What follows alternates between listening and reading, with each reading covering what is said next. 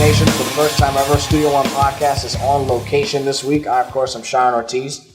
I'm joined here by my co-host, Joey Image. Joey, it's glad to have you here for this week's it's going to be a very emotional interview that we're conducting this week. Yeah, I'm very interested to see what our guest has to say, and I had a little bit of trouble finding this place, but looking forward to hearing what he's going to say. We have our full production crew here at the Studio One Podcast. We are actually filming for the first time ever on location. This week, we are at the home of El Proffe, the manager of the Puerto Rican powerhouse, Astra Morales. For those of you who are aware, last month at our Supercard Heat Wave, El Proffe was kidnapped by the Devil's Outlaw Stockade and was not seen for nearly a month. And recently, on the Ace YouTube page, youtube.com/Ace Wrestling, someone from Stockade's camp emailed to us videotape footage of some of the torturing that this man had to endure. And we are here to get the first comments since that heinous moment in this gentleman's life. Our guest this week, Joey, is El Proffe. We are shooting here from your home. How are you feeling, sir? First of all, Cheyenne, Joey, thank you for coming to my humble home. I'm feeling a little bit better, if you could say it. If at all possible, are you on any serious medications since this gruesome attack? Can you at all run down some of the injuries you have? Yes, I am on medications. I'm on painkillers, muscle relaxers. I am currently going to several series of tests by my doctor. So far, I had been diagnosed with 2 back disc hernia from the punishment and all the abuse that I received through this time. Not to mention all the gashes and wounds that are clearly noticeable throughout your body. As we all know, you are a masked competitor, masked manager rather. I see just coming out of the Astra Morales shirt that you're wearing, I see cuts along your forearms and wrist area. I see you have several taped up fingers, and I can see abrasions on your neck area as well. As you mentioned, you were kidnapped. You were thrown in the trunk of Stockade's car.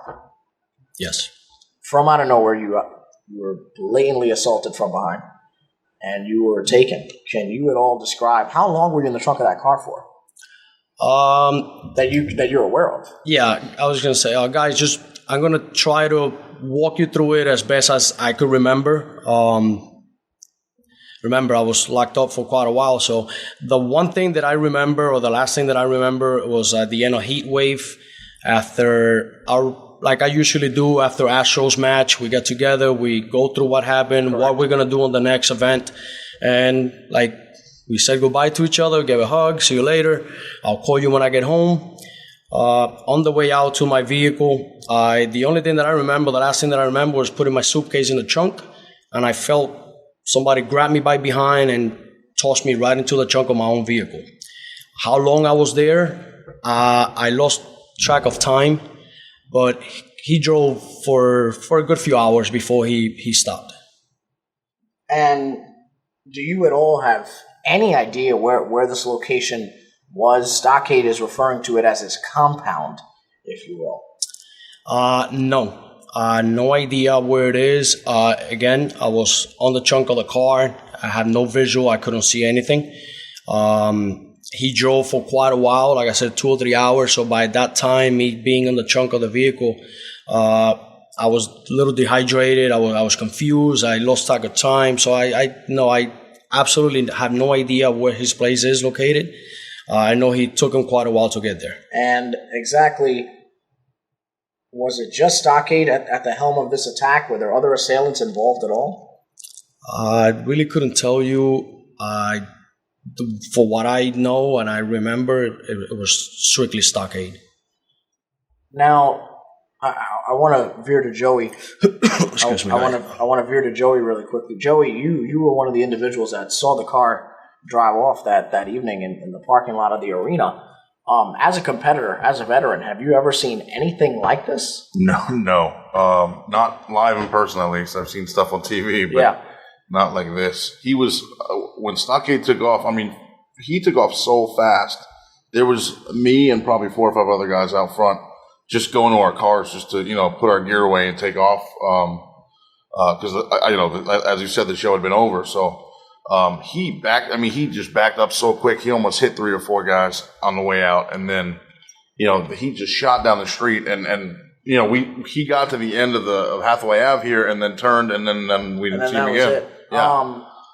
Before I get into asking you, if I may, some of the things you had to endure in the 3+ weeks that you were gone. Yeah. Have you pursued any police action, legal action of any kind? Counsel, anything like that?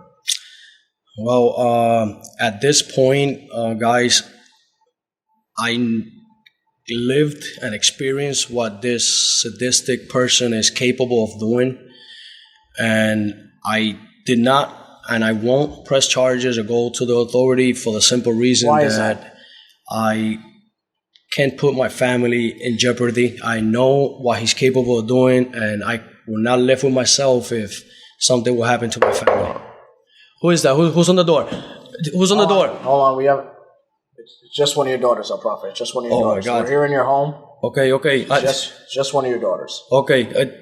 Wow. Okay. I'm sorry, guys. I'm still a little freaked out. Yeah. I'm sorry. Just one of your daughters passing through. Want to make sure that she can come through here. You mentioned you didn't want to put your family in harm's way, if at all possible. What were some of the things that you had to endure under Stockade's mercy, under his captivity in this compound, if you will? What was the video all that we saw? Was there more torture involved? Did he wait until that moment to attack you, or were you assaulted for those 3.5 weeks? Yeah, just give me 1 second. It's a little bit hard for me to relive what went through that on that period of time, but I will do my best to explain to you and give you an explanation of what happened. No, what you saw in the video was actually him being kind of nice to me. Wow. The things that I went through, a human being should not go through it. An animal should not go through it. This man is completely sadistic. He has no heart. He is cruel. Couple of the things that I remember, I was passed out for quite a bit of a time, but I do remember I was hung up upside down I lost track of time. I mean, I felt the pressure, the blood just in my head and my arms. I was upside down for at least until I passed out.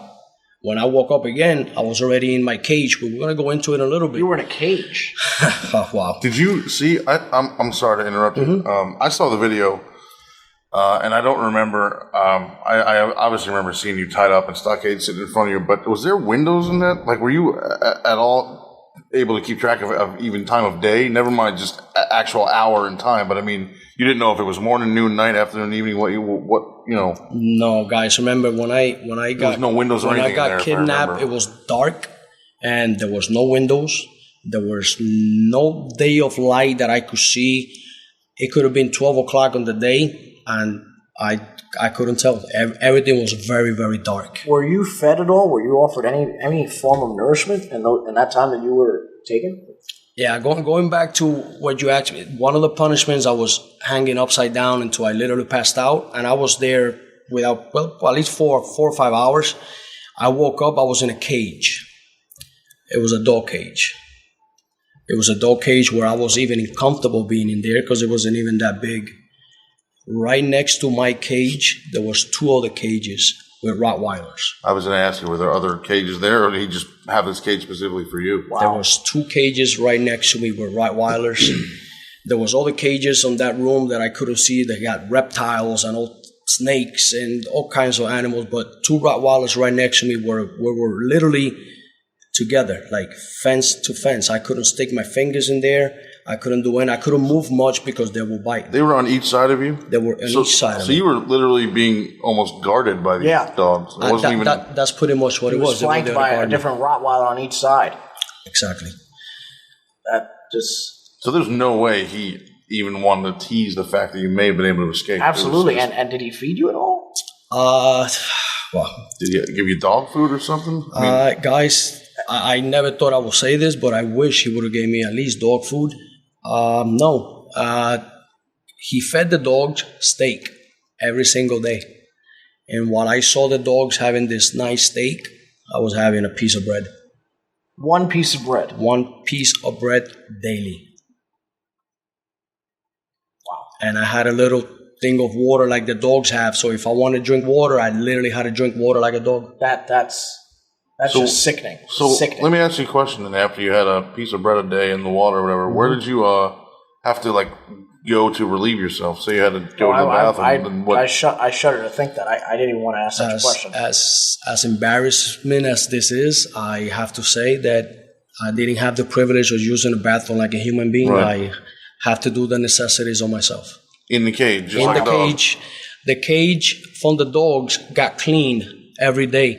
Mine never got cleaned. Wow, that's heart-wrenching. Yes, that's exactly what that is. The suffering you went through. Yeah, was that being? I'm trying to wrap my head around this, and I can tell from Joey's face that he is too. Was the torturing, was being held upside down the only form of torture you went to? Is that daily? It was like he had this sick game going on, and he had different games that he pleased himself with every day. One was upside down. The other one, he had me tied up, laying down. He put a towel around on my face and threw water at me. He waterboarded you? Yes, he did. Several times. Again, like a POW, he waterboarded you? Chinese water torture. That's what the wow. At one point, I passed out again. Woke up. I was thrown in the cage. Every time he played a game like that with me, and because I was dehydrated, I wasn't fed properly. I was very weak. You were clearly malnourished for that time. You look like you lost about 8 or 10 pounds. I suffer from high blood pressure, which I drink medication every day. 2 medications. I was without my medication for 3.5 weeks. My vision was very blurry. I couldn't see straight. And it was a terrible experience. I wouldn't wish that. As much I detest him right now, I wouldn't wish that on himself right now. And let me ask you this now. We saw in that video you were assaulted with a staple gun. Yes. And had water thrown on you, and you subsequently fell out of your chair. That's one of that water that he threw at me. It was the most water that I have had in those 3.5 weeks. Actually felt refreshing to have some water in my face. Was it at least cold, or was it like boiling water? To be honest with you, Joey, it was just water. It wasn't freezing cold. I guess it was warm, but it just felt refreshing to me. I mean, I haven't seen water in my body for 3.5 weeks. Yeah. You talk about being tortured and waterboarded and all these other things.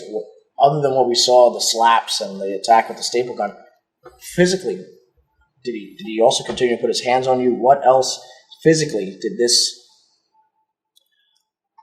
monster do to you? He took a shirt that I had in my book bag from Astro. It says Puerto Rican Powerhouse, and on the back it says Team Proffe.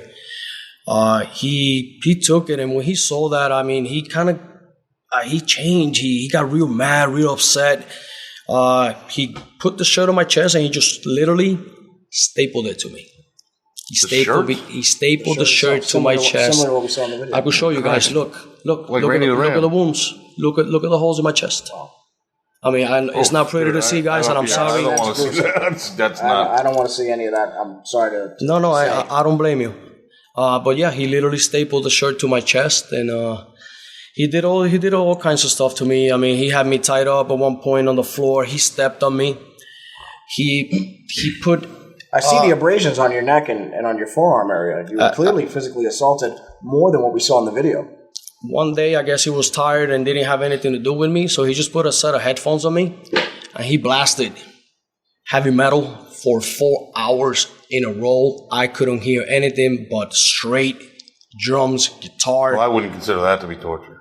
I mean, To me, it was because that's the only thing I heard for it. But it wasn't at hours on it hours wasn't at on a end. tone where you could enjoy the music. Yeah. It was at a point where your eardrums are about to explode. Do we even know how far into the 3.5 weeks we were gone? How far into that time period was this video even? Well, recorded? that video clearly seems to be Was it early on in the? Was clearly when you were released, correct? That is That's correct. one of the last things you remember that me and you were speaking about before we went on the air here. That is correct. That was in fact when you were released. Now, to fast forward a bit, he referred to you as a rabbit. And he told you to run, and you did in fact run. Obviously, you're here with us. Yes. Thankfully, by the grace of God, in one piece. Mm-hmm. How did you get to some form of safety? So you ran, and what exactly happened? As you guys saw and everybody saw on the footage, on the video, after he tortured me, that's what he tried to show you before this, and I still haven't been able to fully watch the film. Correct.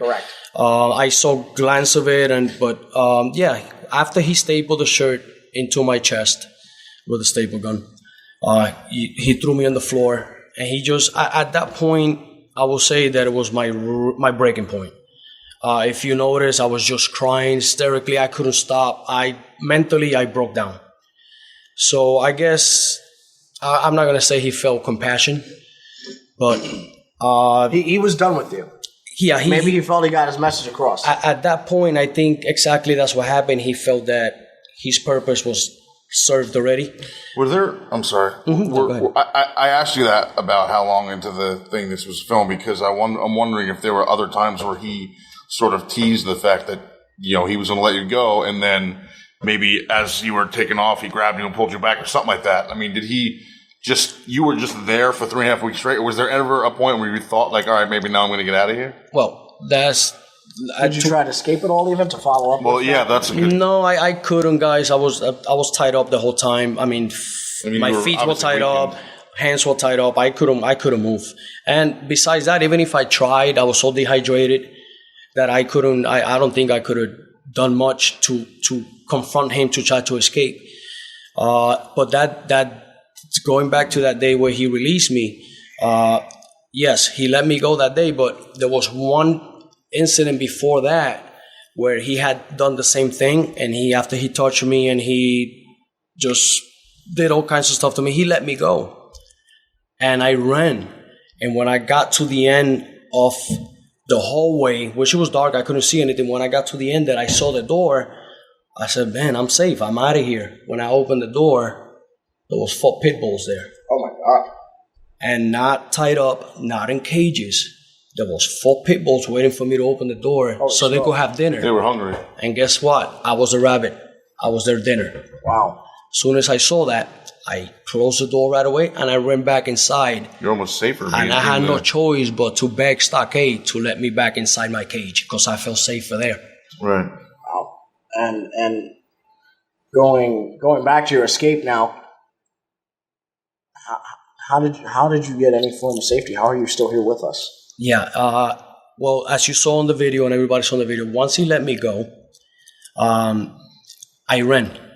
I ran until I didn't look back. To be honest with you guys, I couldn't tell you, oh, the building looks like this. This is the road. I didn't look back. I ran. I must have run at least a mile until I saw a road. Started running, see if I could see any civilization, any houses, anything. Cops, nothing. Right, any sign of life. Literally passed out. I was running. The last thing I remember was running and looking straight ahead. Everything went dark. I passed out. Woke up. I was in a hospital bed. Okay, so you ran and you got to a point, to some point, and you collapsed from such fatigue and tired weakness, weakness, mm-hmm. and then you woke up. You were in a hospital bed. I woke up. I was in a hospital Who was bed. there? I saw the nurse, saw the doctor. I looked to my side and I saw a gentleman that I never seen before. I didn't recognize him. Was he the individual that found you? Perhaps he is the individual that actually stopped on the middle of the road and felt compassion for what he saw laying there, which it was me, and carried me into his vehicle and brought me into the nearest hospital. Wow. And when you awoke, were you hysterical at all, or I was in kind of a shock. did you even know where you were? No, I had no idea where I was. I was in shock. First of all, I didn't know who the people around me was. I asked this gentleman, "Who are you?" And then he kind of explained to me what he found me and why he brought me to the hospital. And for his own protection, I owe that man my life, pretty much. Thank you, sir. I will not mention your name for your protection. We don't want stockades at all. But you know who you are, Anyone else. and I thank you from the bottom of my heart. After that moment, how long was it before you saw your family members, before you saw Astro Morales, if at all? Going back to when I woke up for the first time, I was very how do you say, I was jumpy. I was hysterical. I started yelling. I wanted to get out of the bed. I wanted to leave because I didn't know if I was safe. I didn't know if there was one of Stockade's games again. I wasn't sure. So they kind of they sedated me. I passed out. I woke up the next day. When I woke up, my wife was next to me. Asha was next to me. And that's when I realized that, man, I'm safe. You saw your family. What at all has your life been like with your family, with your wife, with your children, who I've had the privilege of meeting several times before here today? What has been going through their mind at all? Well, I mean, these 3.5 weeks for them were torture. They set up a rescue team, a search team. Yes. They look for me. I mean, yes. They contact Ace. They contact the boss. They contact everybody. Try to get everybody together. I mean, there was stuff on Facebook and Twitter. They were looking for me. My wife was optimistic. She knows me. She knows what I'm capable of withholding or not. But she also realized that I didn't have my medication, which was a big factor, a big worry on her mind. She was worried about your long-term correct health and safety due to that. We had Asher Morales on the show at one point, and he was very concerned for your whereabouts and mentioned the rescue team and was trying to get a hold of you and didn't know where you were. Have you spoken to him at all? Well, obviously, when you spoke to him, rather, what was that conversation like? What were the words exchanged between the two of you? Could share that? It was pretty emotional for the simple reason that Stockade has nothing against me personally. What he did to me is because obviously he wants to get in the mind of my client. Yeah, it was just for fun. Exactly. Just to get. So, I mean, the first thing that I didn't want him to feel was guilty of what happened. All right, when I got into this business, I knew the risk that I was going to take as a manager, especially with my client. But you never expect something like this to happen. Oh no, you were kidnapped. Right. You don't expect a crime to be committed against you. When I said that I was ready for anything, maybe I could get hit or maybe something like that, but never to this extent. So I make sure that I explain to him, listen, this is part of the business. Do not feel guilty whatsoever. And I know he tried his best. I mean, I know that kid probably didn't sleep for 3.5 weeks just looking for me. And we had some exchange, we spoke, and I am on the road of recuperation, getting better, which I will get 100% eventually, and we're gonna take it from there. I mean, my client, we're at a stage right now where we're come down a little bit. Now we're looking ahead, how we're gonna react, because remember, every action has a reaction. Yes, and speaking of action and reaction, I brought you some footage from Anarchy, where Stockade cost Asher Morales his match against Chris Reyes, and he was assaulted with a steel chair. Do you feel responsible for that at all? Did your parents stop being there? Do you think it could have been help, or do you think it was a smart decision for you not to have appeared at Anarchy? Well, originally I thought it was a smart decision to stay, and just get better. But once I saw the footage, I felt a little guilty because I felt that if I would have been there, not that I'm a wrestler, not that I would have faced Stockade face to face, but I would have gotten some help. I could have gone to the locker room, called one of the guys, I need help, referee, something. At least something could have been done. And I felt useless just watching the footage that you showed me today. I was like, wow. Do you or Astro Morales feel like this is the end between Stockade and Astro? No. Not at all. This is something that I did spoke to Asher about, and I gave him the option. I said, so why don't we just, he had the fun that he wanted to have. Let's just leave it as it is. All right? Let's leave it as it is. Let's just bury the hatchet. My client's opinion is very different as mine. He is in full warrior mode.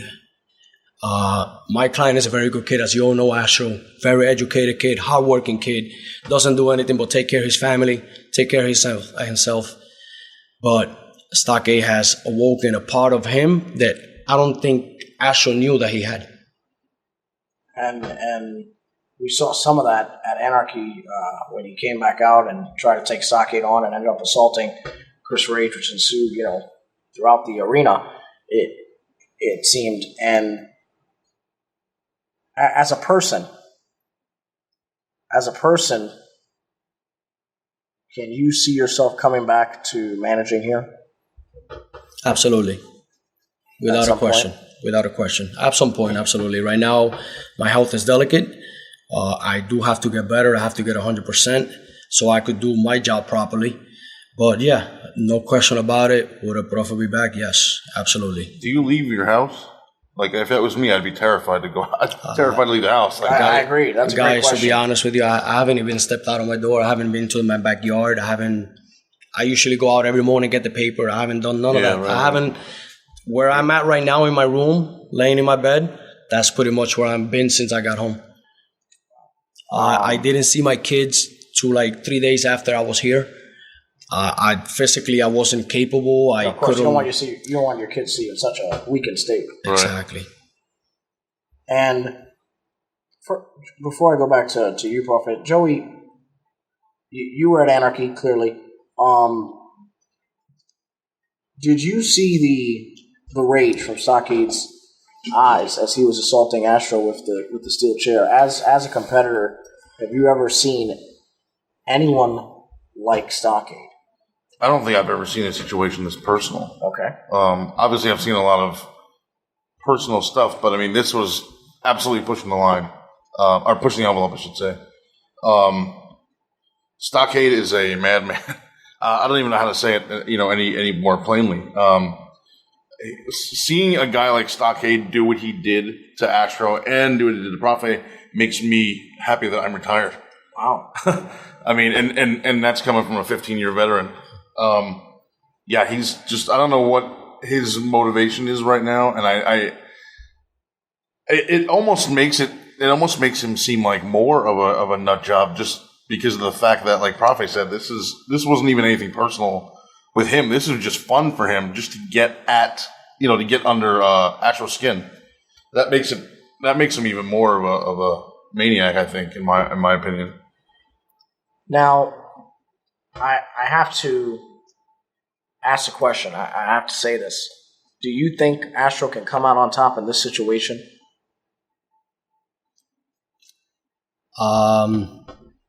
Honestly, yes. Absolutely. The reason why, I'm going to explain to you. Like I kind of explained a little bit before. Astro's a very humble guy, but Stock took it to a whole different level. It became too personal. And because of that reason, it made Astro dig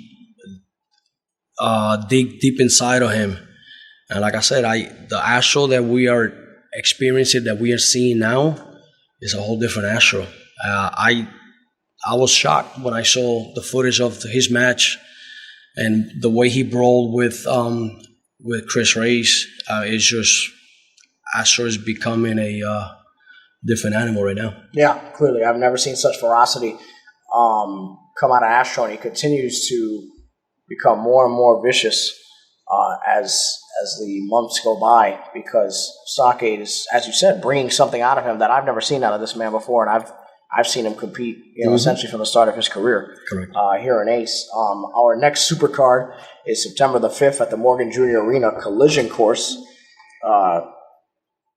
While we know that the book of Stockade and Astro Morales is yet to close, who knows what the next chapter will be. Correct. I can only wish you a speedy recovery. The only thing I can say to you as a colleague and as a friend is, if I were you, I would not I would not show up if you feel you're in any form of harm's way. I think Joey would agree with that.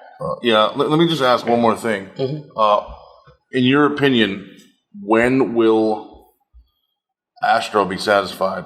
Is it just going to take a simple victory over Stockade in a match, or is it when Stockade can't walk? Is it when he's permanently in a wheelchair, or when he's out of Ace Wrestling, or what do you think will satisfy the hunger for a painting Stockade that what will Astro be feels the right now? retribution? Because I don't think Stockade will ever be satisfied, or at least no time soon. So that is a great thing to ask.